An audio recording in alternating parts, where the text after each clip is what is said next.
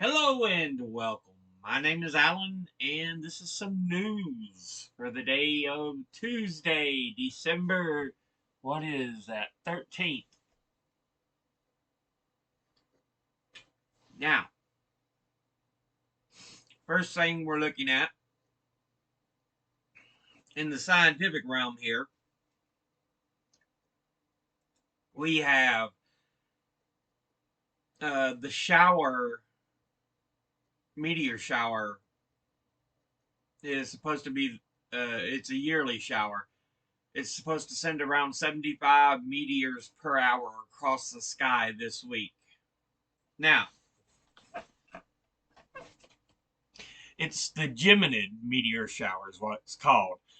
Um, and it's supposed to be highly uh, reliable and very visible. And this year it's going to be over Colorado. Uh, so right now, as of me making this video, it's supposed to be flying over. A shower will peak on the night of December the 13th into the morning of December the 14th. It can be noticed for sending around over 100 meteors per hour. So we'll see them all cross the sky. That's got to be a wonderful sight. You see several meteors just racing across the sky, and I would say somewhere in some of the more remote parts of Colorado, it's gorgeous.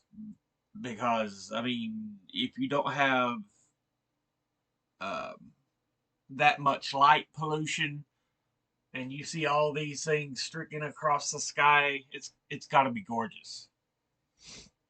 Now, next thing we're looking at, we'll push off on that for a moment. TikTok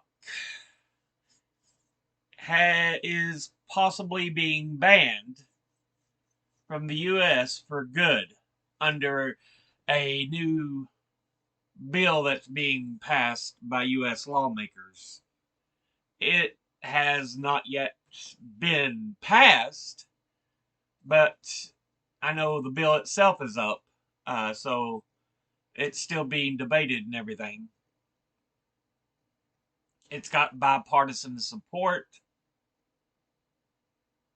so yeah.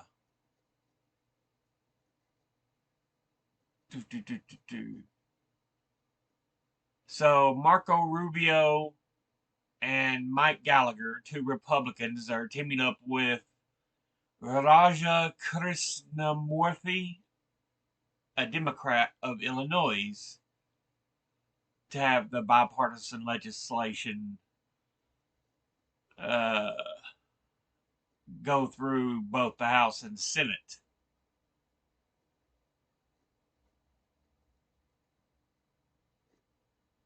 So yeah, um, TikTok again, looking like it may lose its ability to be used in the U.S.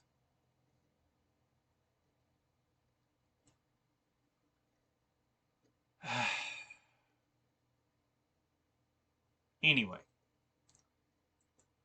in science, we have a post here from scipost.org saying a single dose of testosterone increases the sexual impulsivity of men. And that's according to a study. Now, I don't know if the study is properly run or not, but according to this study published uh, in psychoneuroendocrinology. Yeah. Experimental study on young males showed that applying a single dose of testosterone in the form of a gel to participants' upper arms and shoulders reduces their willingness to delay gratification of sexual impulses. And testosterone, major male sex hormone, produced in but in the testes. It plays primary role in sexual differentiation and functioning. And in many mammals regulates both the ability to engage in sex and sexual desire. Studies on humans have revealed that it also has a role in decision making and psychological processing of rewards. Higher testosterone levels have been found to make a person more willing to take risks in experimental settings.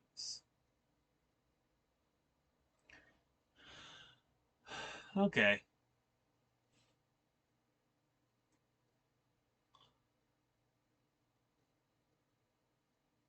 My only problem is there's not a stabilized, well, as far as I'm aware, there's not a stabilized flow of testosterone when you're younger. It's when you hit your late teens and early 20s, yeah, it starts to settle down. So, but last last thing of information we want to deal with. Brett Kavanaugh partying with Matt Gaetz raises many questions, and I have a second article on this. Law professors raise ethics concerns as Brett Kavanaugh parties with Republicans at the worst possible time. Now, this is both, one is from Newsweek and one is from Salon.com.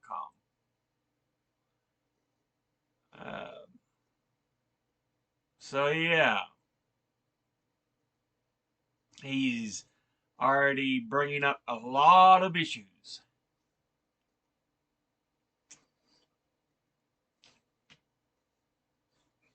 Legal scholars raised concerns about the judicial code of ethics after a report from Politico that revealed Supreme Court Justice Brett Kavanaugh recently attended a private holiday party hosted by Conservative Political Action Coalition (CPAC) chairman Matt Schlapp. Also in attendance at the party on Friday night was Stephen Miller, who has who is the head of the America First Legal Foundation, which has cases pending in court.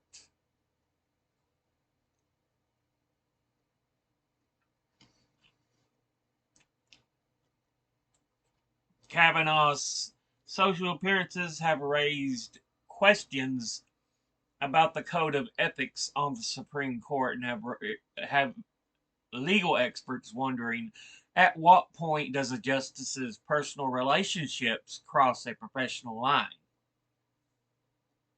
Supreme Court justices should be extraordinarily careful in not only having no actual ethical difficulties, but having no appearance of an ethical conundrum as well, Emory University professor Tanya Jacoby told Bloomberg Law. Jacoby added that the legitimacy of the court at the moment is taking a severe beating, which is in line with data that shows people are losing faith in the judicial branch.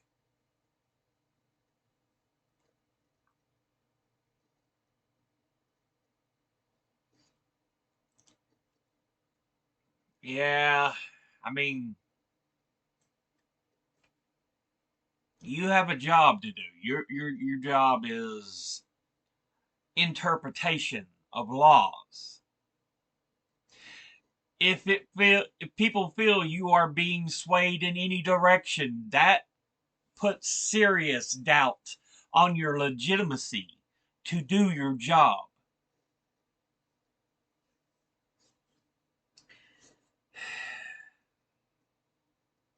But yeah.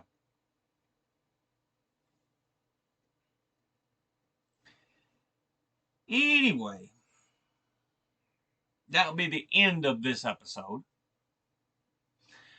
Just wanted to see some of these stories for Tuesday, so as always, educate thyself. Think, read, study, learn. Someone tries to tell you something you have trouble believing, ask them to cite sources. I will be putting these sources in the description box below the video. I'll see you all in the next one. Until then, later.